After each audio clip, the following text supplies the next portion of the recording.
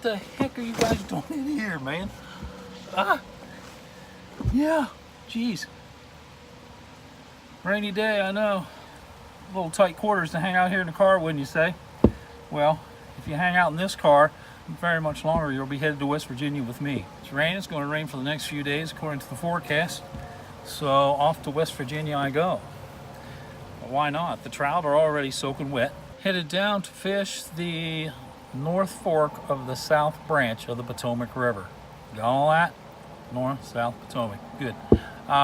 Yeah, so it's not a too remote section I'll be fishing. I'll be hanging out in a nice little cabin and such, but West Virginia does have a lot of nice trout fishing opportunities that are of the wild or wilderness flavor, if you will. So, as a matter of fact, a few years ago, I inquired with some West Virginia folks, DNR people, Department of Natural Resource people, and one fellow by the name of Kevin Yoakum. I met him through the Outdoor Writers Association of America at a conference, writers conference down in Louisiana. We both attended. Anyhow, Kevin worked for the West Virginia DNR, and I said, hey, do you have any remote trout fishing opportunities there in West Virginia? And Kevin said, oh, we can fix you up, so come on down. Kevin and I and a good friend of mine, we fished for a day, and then on the second day, we joined Kevin Yoakum and his crew, Division of Wildlife crew, in stalking 15 miles of the Buchanan River. Now, during that stalking, I didn't shoot any video, but I did take some photographs, and I wrote a couple stories about it for a couple of the magazines that I write for. So, what I'm going to show you now is a little slideshow with a little narration by me, yours truly, about stalking some remote rivers of West Virginia. And how do we stalk them? Well, you'll have to watch this slideshow and find out. So, check it out.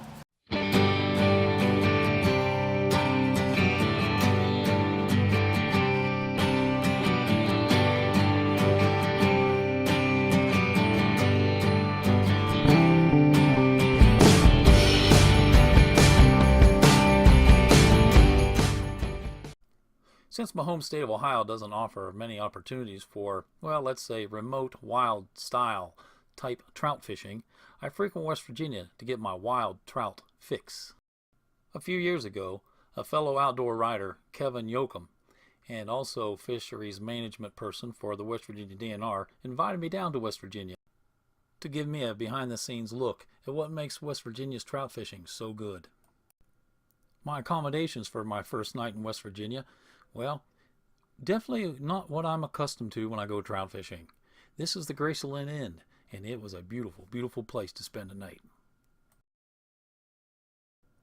The next morning, after we had a big breakfast at the Graceland Inn, we hit the hard road, headed for the forest roads that led up into the Monongahela National Forest. Took a little dirt road, which led us to the trail, which led to the river. The river's name was the Shavers Fork. Here is a tributary to the Shavers Fork. That is lime you see dumped there by the West Virginia DNR, which helps battle the effects of acid rain. This in turn provides healthy waters for trout.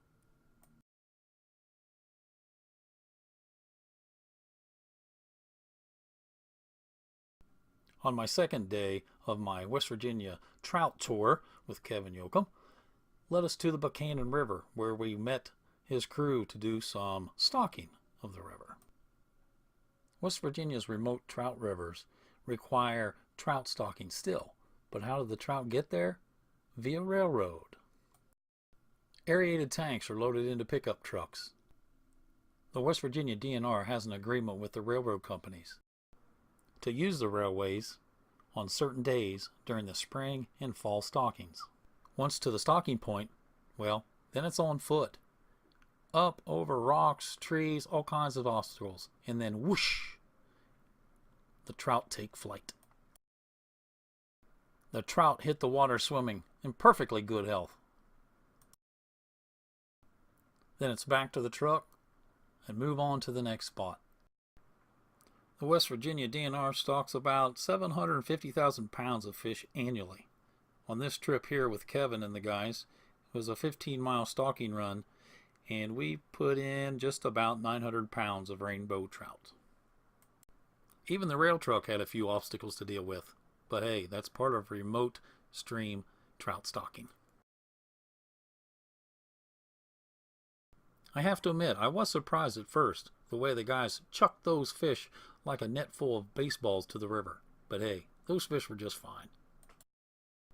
There are more than 20,000 miles of streams in West Virginia, offering year-round trout fishing. A variety of the river sections also offer catch and release, and even some fly fishing only regulations. Today, finding a place that offers both great fishing and a scenic, unspoiled location is tougher to do these days, but they are out there, and I am very thrilled that West Virginia is my neighbor. Well, I'm almost packed. What'd you think of that little slideshow? Pretty cool, huh? Yeah, man, when they started chucking those trout down there, I thought, Jesus, they've killed them all. They swim strong. Actually, the biologist told me that the trout, it's good for them to have a little shock like that, little airborne, cold water, away they go. Gives them a shock, wakes them up, hey, it's time to get at it. So that's what works out. So anyways, I'm leaving out. I'm headed to good old West Virginia, neighboring state. Love it. If you want to come along, that's fine. Matter of fact, you are coming along, because in a week or two, here on Adventures Found, you'll see what I got into. I'll put together a little video for that, so that'll be cool. So if you like what you're seeing, please share, give it a thumbs up, a like on the YouTube channel Adventures Found, and visit adventuresfound.com while you're at it. Hang out. So that's it. We'll see you next week here on Adventures Found. And don't forget, every chance you get, gotta get outside. Hey friends, before you head out, stop over at my website, adventuresfound.com, and join my mailing list, so that way you will not miss a future report, feature video, or article. Also on my website is a contact form. That is the best way to reach me with your comments and questions. I would love to hear from you guys. Take care.